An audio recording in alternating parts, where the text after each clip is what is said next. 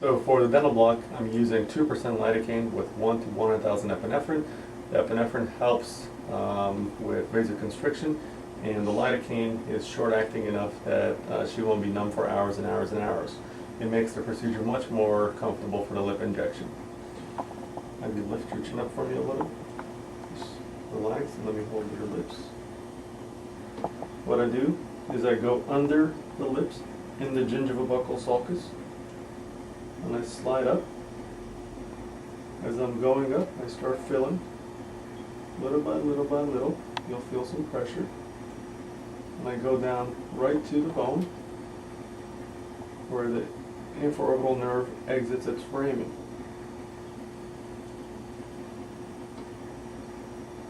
You okay? Mm-hmm. Good. I'm going to feel around. Make sure it's sitting right on top of the bone. And after putting some lidocaine right around the nerve, as I'm pulling out, I continue to fill. And I come out and I create a little bleb or bubble right at the gingivobuccal sulcus. That's one side. I got it. You okay? Mm-hmm. Over the other side. Again, entering right at the gingivobuccal sulcus. There's usually a few little vessels that you can see. You want to avoid those, not to create any extra bleeding. Penetrate the mucosa.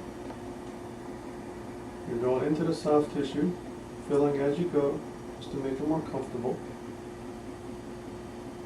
Come right down to the bone. This is where they feel a little pressure.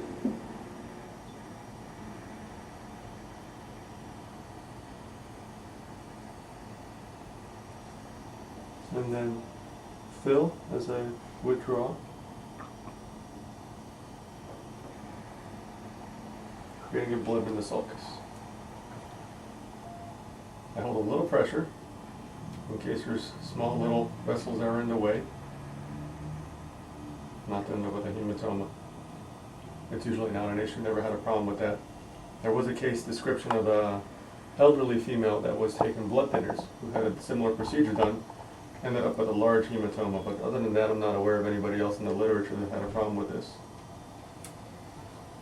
Last one on the upper lips is actually right at the frenulum, just to get the central lip numbed up.